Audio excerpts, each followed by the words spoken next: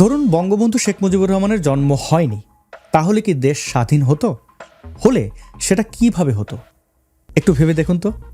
উত্তর আছে আপনার কাছে? চলুন রেড মৌলভী ভাসানীর কাছে যাওয়া যাক। তিনি স্বাধীনতার কথা অনেকবার বলেছিলেন, কিন্তু কখনোই উল্লেখযোগ্য কোনো সাড়া পাননি। একজন একজন করে অন্যান্য নেতাদের কথা আমরা যদি একটু মনে করতে থাকি বা বিবেচনায় আনি, তাহলে এটা স্পষ্টভাবে দেখব যে কারুর দ্বারাই স্বাধীনতা অর্জন সম্ভব হয়নি, হতো না। বাংলাদেশের স্বাধীনতার প্রশ্নে সারা দেশের মানুষকে একতাবদ্ধ করতে পেরেছিলেন একমাত্র, আমি আবারও বলছি, একমাত্র বঙ্গবন্ধু শেখ মুজিবুর রহমান। এই মানুষটি জন্ম না নিলে পাকিস্তানিরা আজও এ দেশে রক্তের হোলি খেলতো, আর আপনারাই লড়কে লেঙ্গে পাকিস্তান পাকিস্তান বলে বলে ওদের পা ধোয়া পানি খেতেন।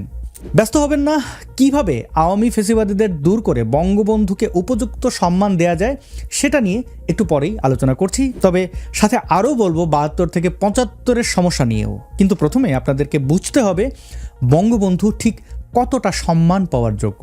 এক কথায় যদি বলি, স্বাধীন বাংলাদেশ মানেই বঙ্গবন্ধু শেখ মুজিবুর রহমান। এই বঙ্গবন্ধুর সাথে কেউ কেউ তাজউদ্দিন আহমেদের তুলনা করেন।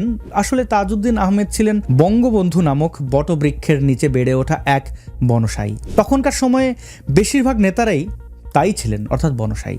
তবে সকল স্বাধীনতাকামীদের অবদানকে অবশ্যই আমাদেরকে স্বীকার করতে হবে।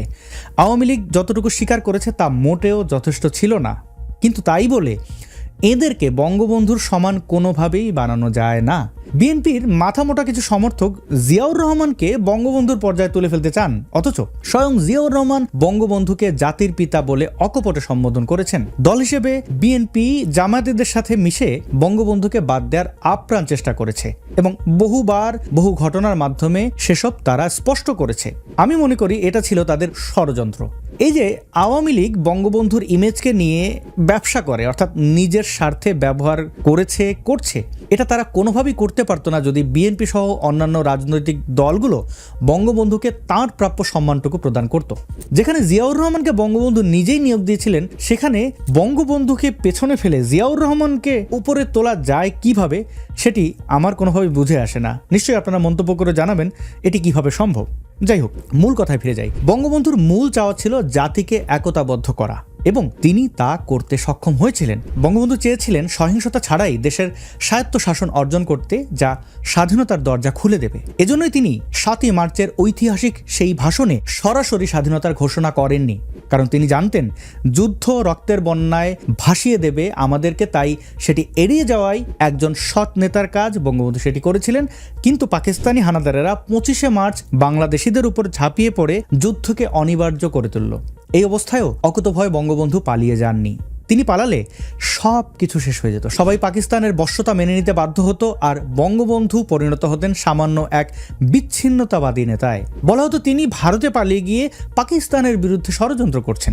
আমরা যদিও বা তখন সিরাজুল আলম খান, আব্দুর রব সহ অনেক বিপ্লবীদেরকে দেখতে পেয়েছি, তবে স্বাধীনতার পর ওনারা কতটুকু নেতা হতে পেরেছিলেন সেটাও কিন্তু আমরা জানি। জেলে যাওয়ার পর বঙ্গবন্ধুর ফাঁসি হওয়াটা এক প্রকার নিশ্চিত ছিল, কিন্তু পাকিস্তানিরা সেই সাহস করে ওঠেনি এবং বাংলাদেশ স্বাধীন হওয়ার পরে দেশে ফিরলে বঙ্গবন্ধুকে সবাই কিন্তু বরণ করে নেয়। সেই জনসমুদ্র আমরা দেখেছি।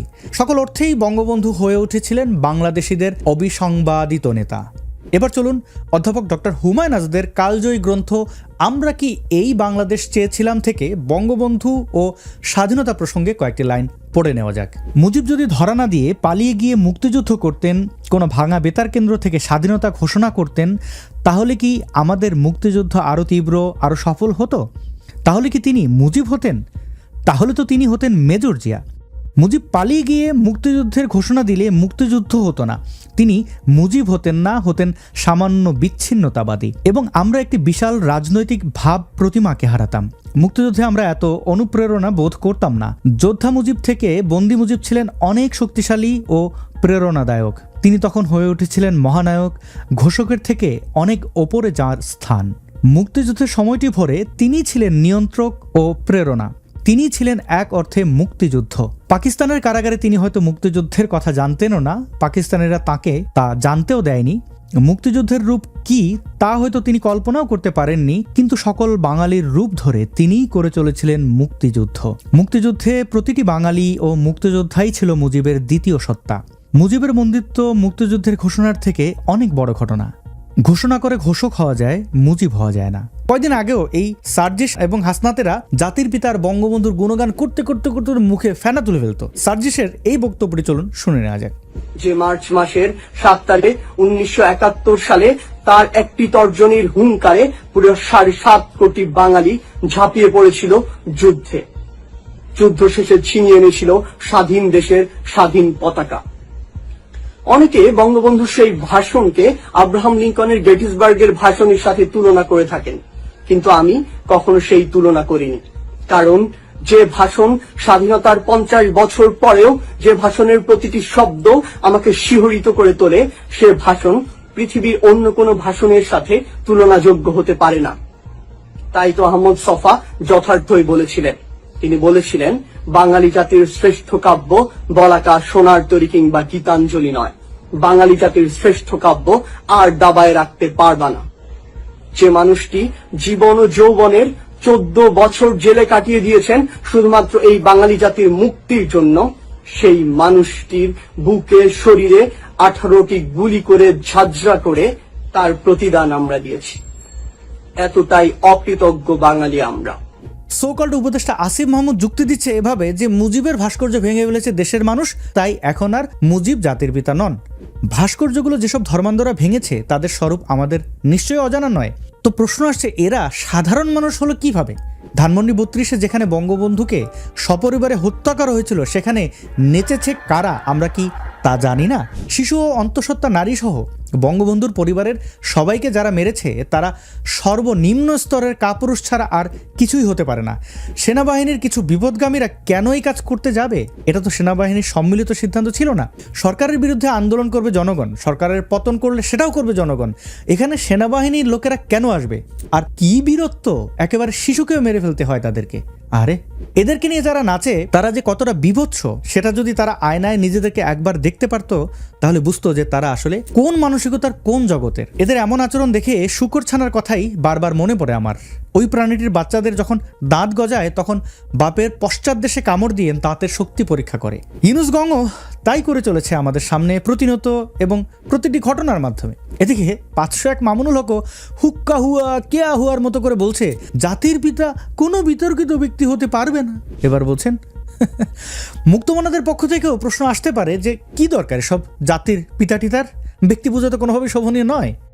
আসলে ভালোভাবে চিন্তা করলে দেখা যায় রাষ্ট্র জিনিসটাই খুবই শোভনীয় কিছু নয়। একটা ভূখণ্ডে কেবল আমরা মানুষরাই নাগরিক হয়ে থাকবো, অন্য কোনো প্রাণীর নাগরিকত্ব থাকবে না। আবার অন্য ভূখণ্ডের কারোর স্থান আমাদের ভূমিতে হবে না, আমাদেরও অন্যদের ভূমিতে অধিকার থাকবে না। যার যার ভূমি তার তার, দেশ জাতীয় সঙ্গীত যার যার আপন হয়ে থাকে, কেবল স্ব দেশের নাগরিকরাই তার দেশে শ্রেষ্ঠ হয়ে থাকে।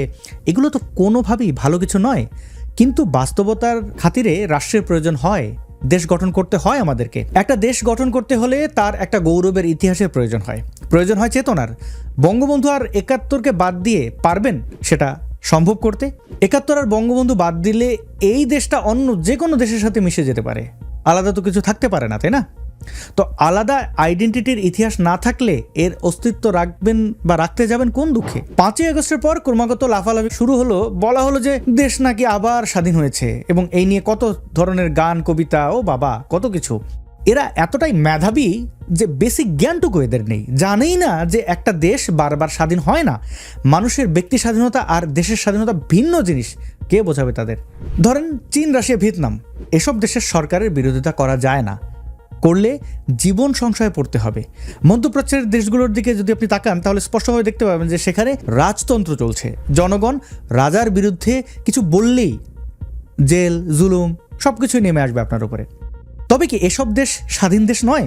আমাদের প্রিয় জেনজিদের একটা প্রশ্ন করি যে শেখ হাসিনা আপনাদেরকে রাজাকার বলায় আপনারা তো চেতে টেতে গিয়ে একদম সব উল্টে দিলেন, অথচ দেশে এখন দেখা যাচ্ছে রাজাকারদের জয় জয়কার। এই দেশটা রাজাকারদের বাচ্চাদের অভয়ারণ্যে পরিণত হয়েছে এবং আপনারা সেটা উপভোগ করছেন। এর রহস্য কি? এর মানে কি এটা নয় যে শেখ হাসিনা ঠিকই বলেছিলেন তোমরা রাজাকার, রাজাকারের বাচ্চা রাজাকার? আমি যদি মুরগি হতে পারতাম, হায় আল্লাহ কোনোদিন হতে পারবো কিনা। যদি হতাম, জান প্রাণ দিয়ে ডিম পারতাম মানুষের হৃদয় জয় করার জন্য। আসিফ নজরুল, যার ইমেজ দাঁড়িয়েছে জোকারের পর্যায়ে, চলুন সামাজিক যোগাযোগের মাধ্যমে পোস্ট করা তার অতীতের কিছু লেখা পড়ে নেওয়া যাক। কোনোদিন হিসেব করে দেখিনি আগে, আজ জানলাম বঙ্গবন্ধু তার যৌবনকালের প্রায় 13 বছর ছিলেন জেলে, আমাদের অধিকার আদায়ের জন্য, আমাদের দেশকে স্বাধীন করার জন্য। কোনো আলোচনা সমালোচনাতেই কারো ভুলা উচিত না, ভুলাটা আবার কি? যাই হোক, আমাদের স্বাধীনতা সংগ্রামের স্থপতি, মহানায়ক ও অবিসংবাদিত নেতার এই অতুলনীয় আত্মত্যাগকে 15 আগস্ট 2018-তে তিনি লিখেছেন, সব অপপ্রচার আর অতিরঞ্জনের মাঝে সবচেয়ে ধ্রুব সত্য হচ্ছে বঙ্গবন্ধু আমাদের স্বাধীনতার স্থপতি, অবিসংবাদিত নেতা।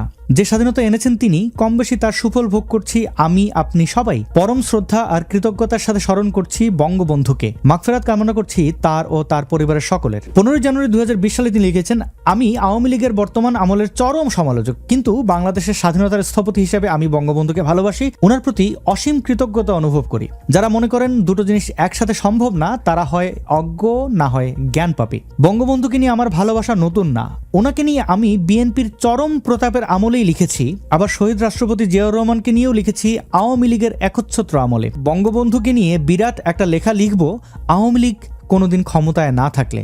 মোট কথা, বঙ্গবন্ধুই আমাদের জাতির পিতা বা বাংলাদেশের স্থপতি। জাতির পিতা না বলতে চাইলে জাতির স্থপতি বলতে পারেন। তিনি বাঙালির নন, বাংলাদেশিদের জাতির পিতা। পাকিস্তানিদের জাতির পিতা হয়, টার্কিশদের জাতির পিতা হয়, ভারতীয়দের জাতির পিতা হয়, আমাদের বাংলাদেশিদের জাতির পিতা হবে না কেন? এটা যারা মানতে চায় না তারা হয় মতলববাজ অথবা ওই রাজাকারের বাচ্চা রাজাকার। এবার আসি শেখ মুজিবুর রহমানের সমালোচনা প্রসঙ্গে। 72-এর পূর্বের বঙ্গবন্ধুকে নিয়ে যদিও সমালোচনা তেমন কিছুই ছিল না, বিতর্ক ছিল না, তবে 72-এর পর কি হলো? কোষাগার শূন্য, দেশে অবর্ণনীয় অরাজকতা, দেশ পরিচালনা করার দক্ষতা কারণ না থাকা, সব মিলিয়ে এই দুরবস্থায় বঙ্গবন্ধু দেশের হাল ধরলেন। তখনই আবার একদলের খেয়াল হলো ওনারা সমাজতন্ত্র কায়েম করে ফেলবেন। লেখক ও গবেষক বদরুদ্দিন ওমর বলেছেন, শেখ মুজিবের জন্য তার দল আওয়ামী লীগের নেতাকর্মীদের দুর্নীতি একটা বড় চ্যালেঞ্জ হয়ে দাঁড়িয়েছিল। অন্যদিকে বিদ্রোহী হয়ে দলের একটি অংশ বের হয়ে যাওয়ার পর সরকার নিয়ন্ত্রণহীন হয়ে পড়েছিল। এ সময় প্রশাসন থেকে শুরু করে আওয়ামী লীগের মধ্যে একটা ভাঙন তৈরি হয়েছিল, যে ভাঙনটা তথাকথিত আওয়ামী লীগের যে সংগঠন ছিল সেটা দিয়ে সামাল দেওয়া সম্ভব ছিল না। সেখানে আওয়ামী লীগের সমমনা দল সিপিবি সহ অন্যান্যদের নিয়ে এমন একটা সংগঠন করা জরুরি হয়ে পড়েছিল যেটা এই সংকট সামাল দিতে পারে। অবশ্যই শেখ মুজিব এটা মনে করেছিলেন, তাই তিনি বাকশাল গঠন করেছিলেন। 1972 সালের অক্টোবরে আওয়ামী লীগের একটা অংশ বের হয়ে গিয়ে বৈজ্ঞানিক সমাজতন্ত্র প্রতিষ্ঠার কথা বলে জাসদ নামের দলটি গঠন করেছিলেন। দেশের বিভিন্ন অঞ্চলে সর্বহারা বা চরমপন্থী কিছু বাম দলের সশস্ত্র অপতৎপরতাও সমানভাবে চলছিল। এর মাঝে আসলো 1974 সালের সেই দুর্ভিক্ষ। এমনিতেই ছিল ভয়াবহ অবস্থা, এর মধ্যে আবার বিভিন্নভাবে গুজব ছড়িয়ে পরিস্থিতির অবনতি ঘটানো হয়। অর্থাৎ বঙ্গবন্ধু শখ করে যে বাকশাল গঠন করেছিলেন, ব্যাপারটা মোটেও এমন নয়। আপনারা নিজেরাও ইতিহাস ঘেঁটে জেনে নিতে পারেন দেশের অবস্থা ঠিক কেমন ছিল, তখন কোন পর্যায়ে ছিল। কিন্তু বঙ্গবন্ধুর এখানে অবশ্যই দায় ছিল। তিনি স্বজনপ্রীতি করেছেন, বিভিন্ন দুর্নীতিতে উদাসীনতা দেখিয়েছেন, বিশাল বিশাল সব ভুল সিদ্ধান্ত নিয়েছিলেন। সেসবের জন্য নিশ্চয়ই তার নির্মোহ সমালোচনা হবে। একজন জাতির পিতা তো আর দেবদেবী বা নবী রাসূল টাইপের কোনো ক্যারেক্টার নন যে তার সমালোচনা হবে না, বা সমালোচনা করতে গেলে আপনি কোপ দেবেন, ইতিহাস আপনি আপনার মতো করে বানাবেন, গল্পকেচ্ছা বলে যাবেন। আপনারা নিশ্চয়ই চেঙ্গিস খানের নাম শুনেছেন। মঙ্গোলিয়া গেলেই দেখতে পাবেন তার এমন সব বিশাল বিশাল ভাস্কর্য। আপনারা নিশ্চয়ই অবাক হচ্ছেন যে এত বড় বর্বর একটা লোককে national hero and founding father মনে করা হয় কিভাবে। ভিয়েতনামের জাতির পিতা হো চি মিন কি গণতন্ত্র ফিরিয়ে এনেছিলেন? অবাক করার বিষয় হচ্ছে সেখানে এখনো গণতন্ত্র নেই। কথিত সমাজতন্ত্র আর সরকারি দুর্নীতিতে নিমজ্জিত দেশটি।